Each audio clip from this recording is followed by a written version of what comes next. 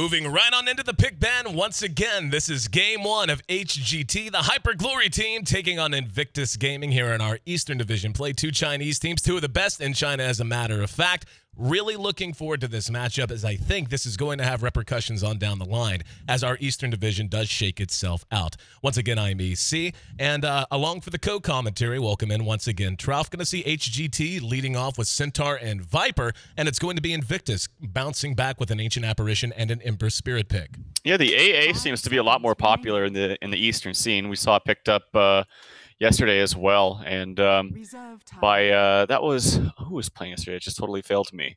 But anyway, it was picked up and used very effectively. And Ember Spirit now for IG, if there's a hero that, or if there's a player that can play this fantastically for RR430, he's probably one of the best in the East, if not in the entire world. This Ember Spirit is very fantastic. So I expect to see him playing that. Centaur Viper for HGT, nothing too crazy right now. Centaur probably one of the better offlaners still in the metagame, and being on Dire, he's going to have a very easy time, I would imagine. Yeah, I really like the way that Centaur and Viper match up against what you have for IG so far. It's not something new. It's this tanky metagame. I mean, you have Viper, you have Centaur, both of which are usually, if they're built at all, if they have any kind of a decent early game, are able to get down the item progression. They're going to be tough to bring down. Early mech's usually a part of it, sometimes even an early pipe. Occasionally now we'll see a Crimson Guard and so on. And against an Ancient Apparition, that can be a factor. And Ember Spirit as well, who takes a long time, well, a comparatively long time to really come online and become that mid to late game beast that he wants to be. He is susceptible to being brought down by heroes like Centaur and Viper, who have no problem just rushing headlong into the fight. At this point, though, I feel like HGT probably wants to find a way to account for him, be it a silence or some other way to disable him, to allow them to pick him off and to hold him down as the game progresses. Yeah, I'm wondering if the Ember Spirit wasn't picked up in retaliation to the Viper pickup, because it's nice to be able to just move around and kite the Viper. But I don't think that small amounts of kiting with the Remnants is really the answer to Viper. I still think Viper has a fine time just sitting there and letting you move around. And if you're moving around, then it probably means you're not doing too much damage in the team fights. What I do like is the Rubik picked up, and as we'll get to that last pick in a second. Rubik is quite good against Centaur. There's very good spells to steal. That the ulti is actually quite easy to steal. It's also just a good tool to just keep him in place in the laning phase, so he can't zone, or he can't get proper experience than he otherwise should be able to. So Rubik, good, especially a good hero for the laning phase. And that's a Necrophos picked up for IG. Haven't seen too much of this, but yeah, interesting stuff. Well, the Necro has been kind of played with lately, I think. I've caught a little bit of him being messed with, and he's a fun hero to watch. He kind of complicates a lane because, and it depends on how you want to level him, of course, but the Heartstopper aura does make it very hard to just sustain against him in any context, let alone in a laning phase. It allows you to put some pressure on in ways you might not otherwise be able to. I do like the Disruptor pick, though, from HGT. That, again, accounts for what I'd mentioned before, just having some way in a team fight to be like, oh, there's an Ember Spirit. Let's get him to sit still just for a minute or two and see if we can bring him down. They're going to have the blink on the Centaur, so that's going to be a way for him to get on top of the Ember if needs be. And the Rubik pick, as you had mentioned. Rubik and Ancient Apparition are actually pretty damn effective together in terms of ganking.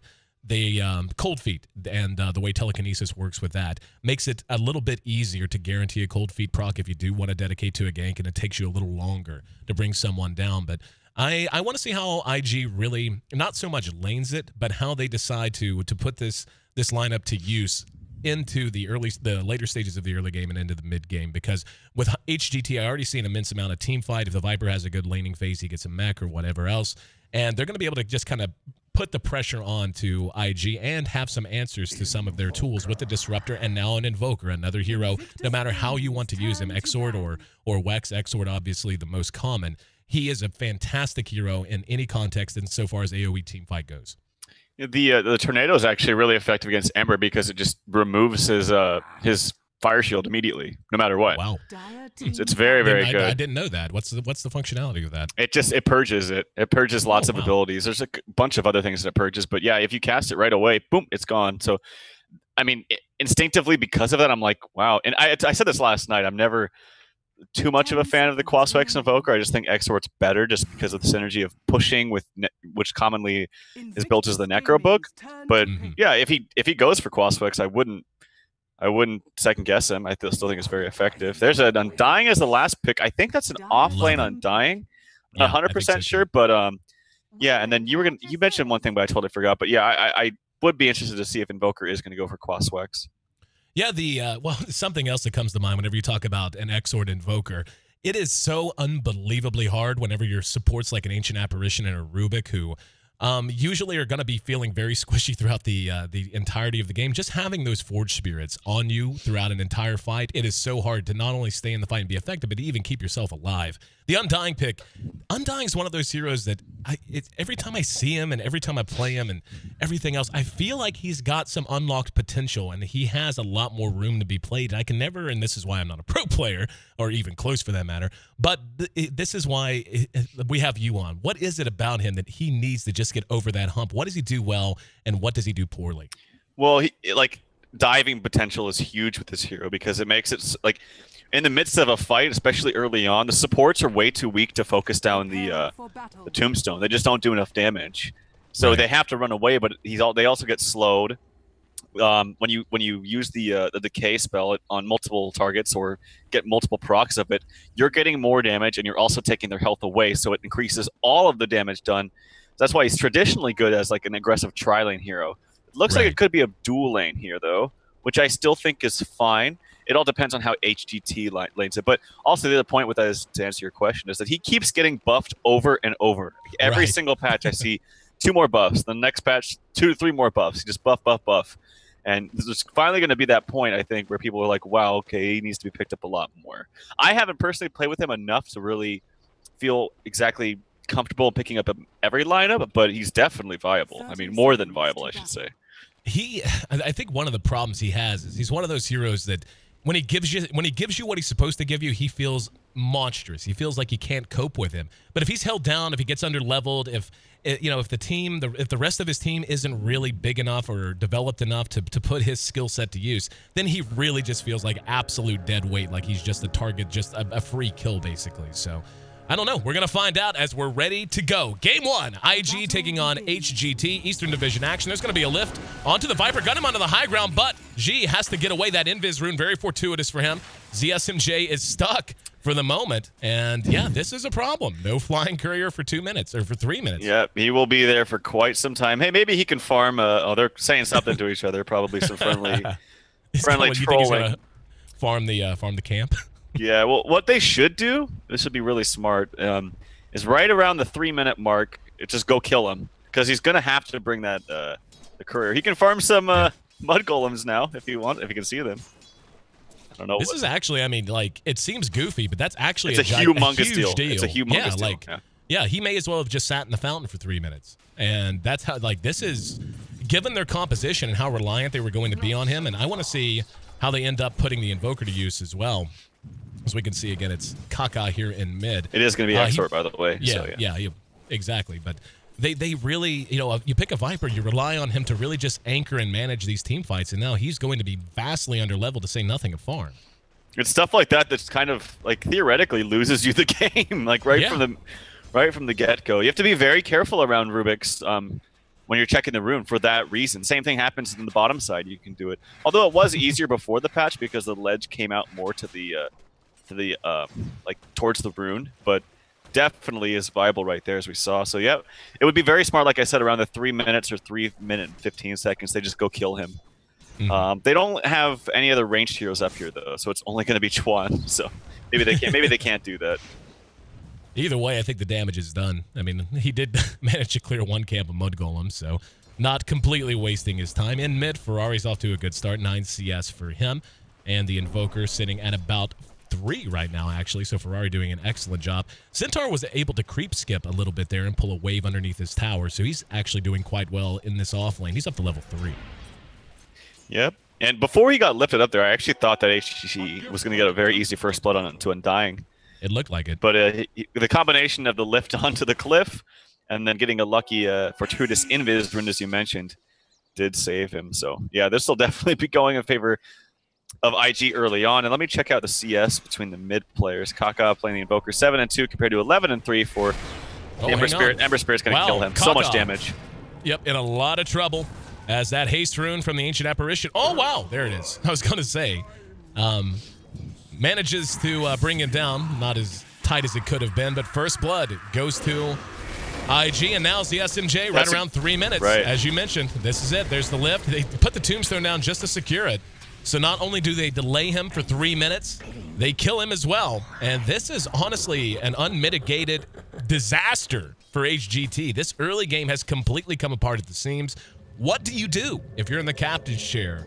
Trout, like, what do you tell them? I mean, obviously, you know what happened. There's no adjustment to be made. Just how do you hope to get back to even?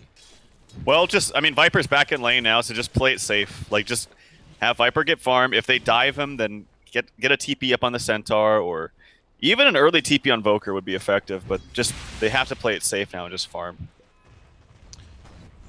So if you're on the other side of that then, if you're with Invictus Gaming, how do you want to best press your advantage? Do you start to think about diving here shortly, as the Undying is level 3, has 1 point into every ability? Tombstone will be off cooldown shortly. Is that something you want to take a chance on, or does that feel a little too risky given the advantage you already have? I would still play it safe for them. This is a dual lane versus a very strong tri-lane. Tri-lane with 3 ranged heroes too. Even though Viper did have a very slow start, you still don't want to dive him because early levels up in the corrosive skin just slow you, does damage to you. Very somewhat deceptively tanky hero in his own right. So yeah, and they're playing it safe just because it's a dual lane. Kaka, despite dying, has caught himself back up in terms of overall CS, 16 to the 18 of Ferrari. So even though he gave up first blood, not in horrendous shape. Taking a look down at bottom, June is coming up on level 6 already. He's atop the CS board, actually, so he's in great shape. DD picked up by the stand-in, obviously using the XS. No idea what the name's going to be, so just going to call him either stand-in or the Centaur. But he's in good shape as well. He's about to hit level 5, has to up his brown boots, and will be able to finish Trank soon if that's the direction he wants to go. Yep, and there's another dive, easy dive with the smoke. From Ferrari 430, gets credit for the kill, so he's 1-0 in War 1. Having a great time, and they force a TP up from the Viper. That's not good. Ooh, Centaur very nearly dying as the ulti was expended from the Necrophos, but a little mistimed as the damage wasn't there. Yeah, by the way, now this change to Necrophos is awesome for pubs who like playing the hero already, because it gives you every reason in the world to KS. Every reason in the world. If they have 50 HP, you pop that ulti because it pops out such a tremendous cooldown on your respawn timer. It's 30 seconds flat, I believe. Yep. So, especially in supports early on, and I mean early on as in like 20 minutes, 25 minutes, ulting them, they're just dead forever. It's actually extremely huge in the early game. Top 3 in overall CS belong to IG, so continuing to just stabilize. The fact they brought down this Invoker twice is quite a big deal. He is right about middle of the pack. The Wind Ranger's actually farmed fairly well. Speaking of, Pretty Hob being chased, and there will be a shackle. Let's see if they want to make something of this. Down goes the Tombstone. That's going to be a lift onto CSMJ as well. And can they bring him down? The damage is there. Viper once again going the drop. The kinetic field there to secure the kill just in case the cold feet didn't proc. But right now, HGT is just hemorrhaging in every way. They're losing out in gold. They're losing out in experience. They're losing out in development. And they're going to have to do something soon. You can't just continue against the team as talented as IG to hope for the best. No, and that's what I'm talking about right there. The supports are just not strong enough to take on a Tombstone. And as long as when you cast that Tombstone, you either A, know that they're committed and they can't really back out, or B, you have some way to keep one of those heroes there. And they had both. They were both committed, and the Rubik was there to lift the Viper backwards, you know, so he had to travel even further to get away from the Tombstone. It was a very, very easy kill. Taking a look at June. Continuing to just go toe-to-toe with the Centaur. Centaur not doing the best in CS. He's sitting at 21. Does have his strengths up, though, and he is level 6, so they will have Stampede. And again, just look at his health. This is the issue with the Heartstopper aura, just sapping him away. And that's just a one lane. Hang on, there's going to be a good catch on a Pretty Hob. Wrong place to go, and cleaned up with a Fade Bolt as Chuan finishes the kill, makes it 5-0. And the Wind Ranger was actually doing relatively okay. She was actually top and still remains top CS, so picking her off is the equivalent of a big deal. And yeah, looks like there was just a kill at bottom as the Disruptor barely able to escape as well. So everywhere, things just going horrendously wrong for IG. And he's dead for 50 seconds at the 7-minute mark. So that's an eternity early on, man. It's ridiculous. Oh, boy. I mean, think about it in some games, like how much of the supports right now. Like Disruptor, for example, is level 3, right?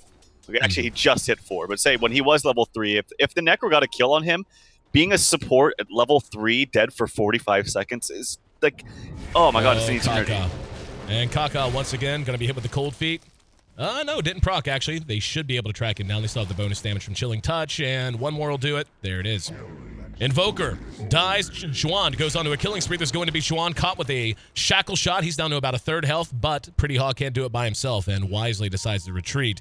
And amidst all of this, Ferrari's just been farming and has just been doing his thing. He's going to come online very soon, and he is going to go beast mode. Yeah, and just even as we approach the mid-game, if we do at this rate, I didn't even talk about it, but the Necro is just a traditional pick against tanky heroes. So Viper likes to build up that HP.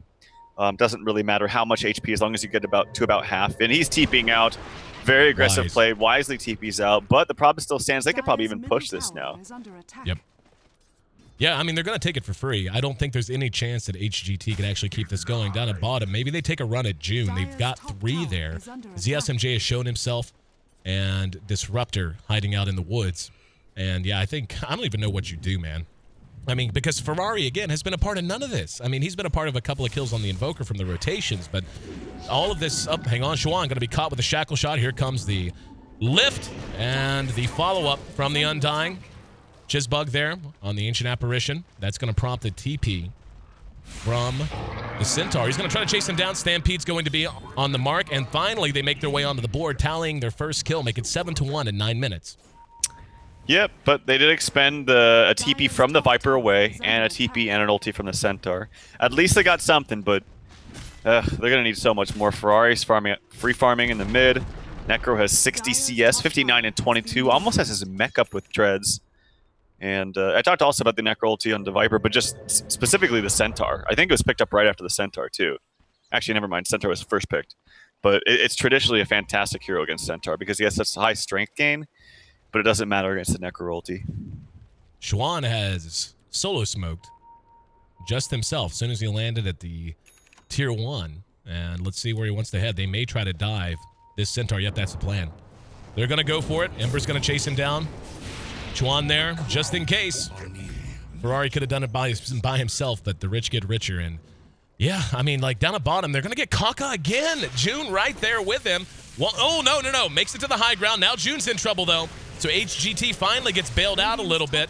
There's the tombstone down, though, and here comes a little bit of help from HGT just to secure at least one. They may get 2, as G has to rush back into the fight. Coming from top, though, is going to be the Cavalry. Pretty Haw's going to end up being stunned and brought down. There's a glimpse that's going to get Ferrari out of the fight, but only momentarily, not that it matters. The damage done, and by the time he was ready to re-engage, it was a 3-for-1 exchange. So 11-2 now. HGT, where did he shoot that? Oh, he shot it in the well. It's going to kill him, I think. Oh, he's going to get him. Yep. Oh, Kaka shatters in the well. Nicely as played. Ice Blast on the mark. Well played. That's a 4-for-1. And IG just continues to roll now. Yep, and also, I didn't mention this too, but like you mentioned how Disruptor is a decent counter to Ember with the ultimate, and that's true, but other than the ultimate, the Glimpse actually does nothing to Ember, because if he has a Remnant down, even if he gets glimpsed away, he can just come right back in. So there is something stolen. It is a double edge. So nice hefty nuke there, although it takes about 3/4 of his HP. Yeah. Because he's sitting only at 682, but it's actually gonna take 2/3, not even It's like huge. Yeah, but I don't know. I mean, against the Ember though, if he remnants in and he doesn't have any other, say he remnants from across the map or something like that, like it would send him back to that point too. I guess that's probably not all that common though. Yeah. As long as he has a remnant up, right, like, because the glimpse has like, say he runs in with a sleight of fist, he catches him and he walks up, and then he sends him back. Well, then you can, in the meantime, like, because it has cast animation, right? In the meantime, he can just pop a remnant and then come back. So you really just need that ultimate up on Disruptor. Maybe that's what HGT is waiting for, honestly. Like, it could be quite effective, but I don't know. Something tells me they're going to need a lot more than that.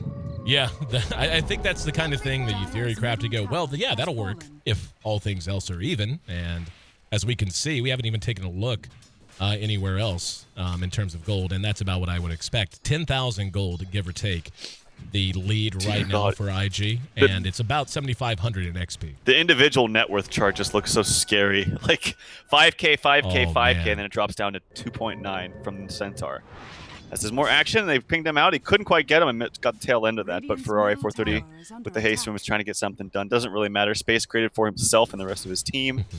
But yeah, it's really hard to even analyze this and say what could HGT done differently. It's literally don't get Rubik lifted onto the ledge. Like that's it.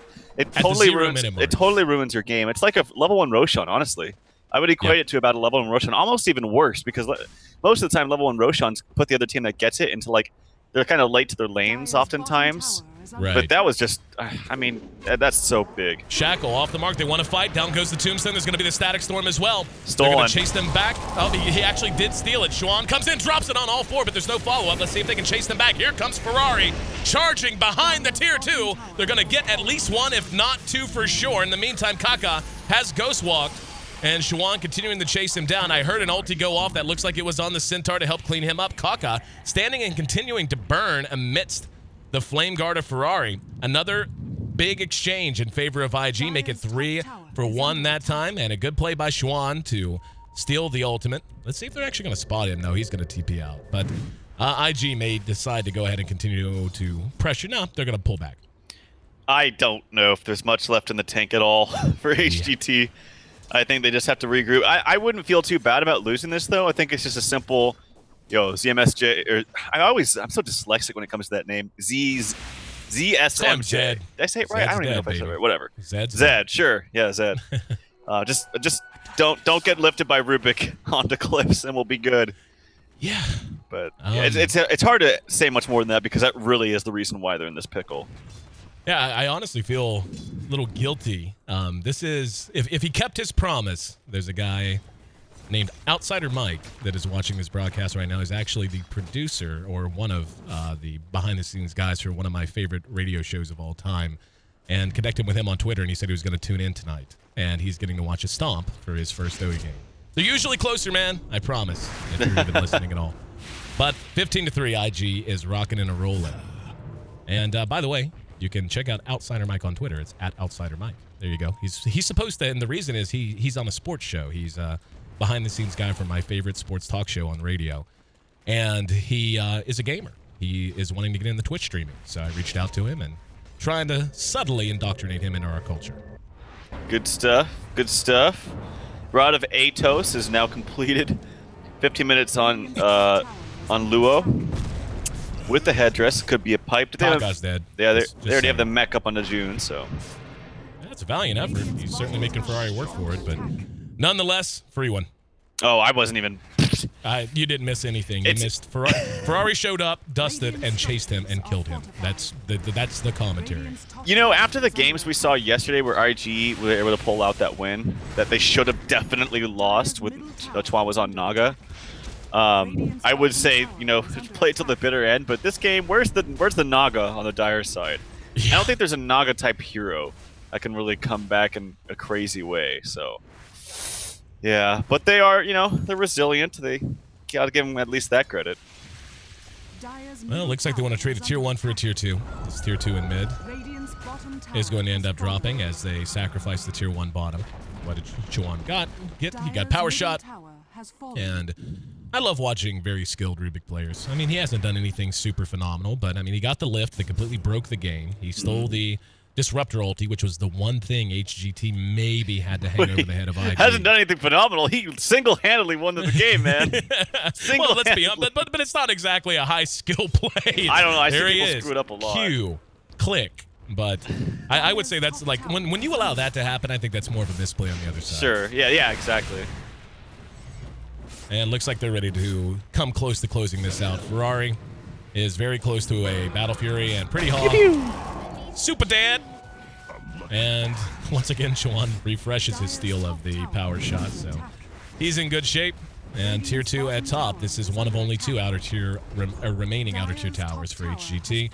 ZSMJ still trying to play catch-up, man. Still working on a BKB. Yep, Zed. That's the Canadian way of saying Z. There you go. Like that, ZSMJ. Oh, that's so much easier. Mm-hmm. I'm commending you. All right, Brown. I saw him. Oh, he TP'd out, so must have been right after the Syrian Chains or something. There's a 17.5-minute Midas for the Invoker. Excellent. Ferrari has eyes on this poor Disruptor. Does get glimpsed. And he's going to try to TP away, but that ulti-do, and there's going to be a lift on the Pretty Hawk. He's brought back another easy kill as they are just pouring it on. This is over, man. Like, yeah, it's been over. I don't know why HGT wants to make this harder for themselves and get demoralized, but they got to fight left of him. That's always been my thought on it too, man. And you would have the best insight into that as a guy who plays at a pro level. Like, I understand fighting to the bitter end, but I can't, you know, anyone who plays this game knows that if you just hang around in a game for 30, 40 minutes that has been over for about 20 of those 30 minutes, it just puts you in such a bad mental place. Yeah. Well, I mean, normally in any tournament and any game, you want to take it seriously, obviously. And a good rule of thumb is just play it until the high ground, because high ground, anything can happen. You have the missed chance going for you, like, or against you for the other team. Oh, Kaka's in some trouble here. So Ice Blast is going to come. The lift, nope, TP is unsuccessful. And a very easy kill for IG. But generally, I would say the rule of thumb is to wait until, oh, they're going to get a kill in AA maybe. Will they? Look how tanky that AA looked right there. I mean, that's just, I mean, he certainly died easily, but still, you would think a Viper and a Centaur jump on an AA. That should be a pretty easy blow up. And instead, he actually had time to get a TP off. But 20-4, that's where we stand, and yep, the metrics exactly where you would think they would be based on the way the game's gone. Yeah, and come to think of it, I can't even solely put it on the lift. Like, that was probably 85% of why they lost this, but even if they didn't have that lift, the supports roamed mid a lot. Like, they helped out Ferrari a lot and just put so much pressure. Oh, hold on, I thought it was S is in a lot of trouble here. Boom. Yep, he basically just hung around and waited for Ferrari to come back, and we're seeing exactly what you were talking about. Glimpses, a minor inconvenience at best, not making that big of a difference, and now they're going to take this last remaining outer tier tower, tier 2, under assault. Yep. June's got his Ags, which is going to make, I mean, I don't even know if HGT have money for buyback at this point on anyone, as it looks like they probably don't. But nonetheless, if they do, they won't have it if they get ulted by Necro. I think it also applies even more duration onto the respawn cooldown. Could be wrong about this, but Tier 2 bottom. Just about to drop. Atos, by the way, Rod of AUI up on G. And looks like he's working on a pipe, I would imagine, as the mech's been done for quite some time on June. We shall see. ZSMJ. Hey, BKB could be on the way, man. Coming out in about, I don't know, 2 minutes. Okay. So it's fight uphill.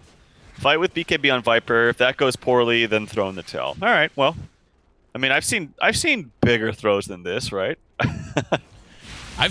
Usually when you see him, there's a little bit more late game than a 20-minute Midas on Invoker up against an Ember Spirit who is 7-0 and has free-farmed all game. Yeah, well, maybe they're waiting to see if this Undying falls off, because that's the reason why he actually could die here. Oh, there's a quick TP from the Ember Spirit. And they know something's up. If he can get up there fast enough, he can cancel TPs. Can he? No, he couldn't quite find the Viper. Very, very close. Ferrari did complete his crit stick in the meantime. The crystal is done. And, yeah, I mean, even the Undying, though, like you said, he does fall off for sure, but with an Atos already up and most likely on his way to a pipe with a point booster in his inventory as well, he's just tanky as all hell. And Kaka is sitting on a Midas, a Null Talisman, and a set of treads. This Invoker's actually still up here. He is just waiting to split push a little bit because he knows if he TP's back, he's not going to do anything. So, maybe he can use his Midas and TP out or something. But yeah, they're in a very defensive posture. BKB on to ZSMGA, though, so at least have that going for them. Let's see how quickly they want to... Oh, wow. AA just got himself a kill on a Centaur over in the other lane. Looks like it was just him and Chuan, actually, that brought him down there. Yeah, Chuan has the Viper Strike stolen, too. Oh, wow. With the Blink and a gem. We can just see, by the way, the amount of damage this Ember Spirit is pouring out right now. It's going to take one fight, I think. And we'll have our GG. But, in the meantime, for all of your information about the D2L, head to d2l.gg. And you can catch our full schedule. Updated now, the DK has replaced the new B. I think it's updated on the website. But you can also catch all of our schedule for this week and into the future. Ferrari going to go high ground, pretty high, very low. Schwann's there.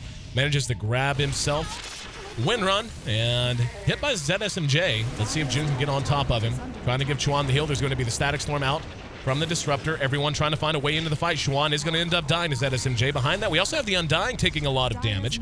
Ferrari still has yet to commit, though. He might go here. He should be able to get 2 of them, and he will. Look at that damage.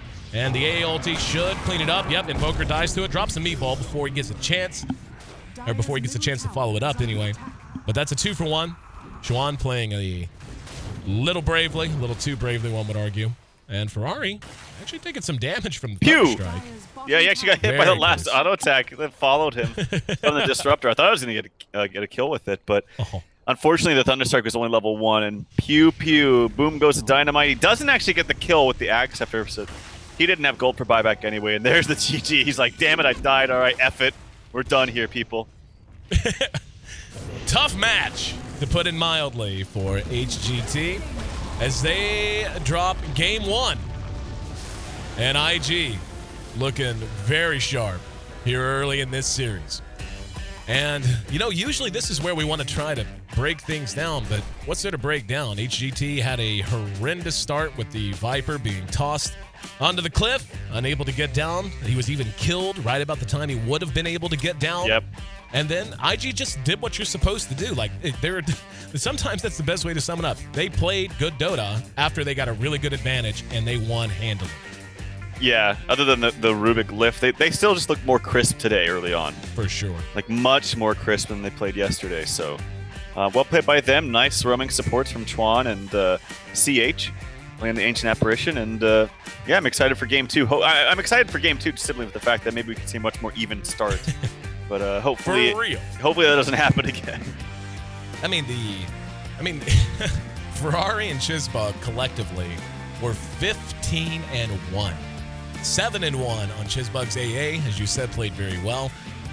Yeah, I mean, we can talk about how good they played. Fact of the matter is, big advantage, and they followed it up perfectly. I would say standout performer has to go to the Ember Spirit. Thanks again for being a part of the broadcast, guys. Again, I'm your host, Aaron AC Chambers, live in our downtown studio here in San Francisco. Outsider Mike, if you're watching, it's usually a lot closer and a lot more exciting, so stick around for Game 2, and we'll hope for the best. It's worth mentioning, though, that HGT is playing with a stand-in, so that's, I'm sure, having some sort of an effect.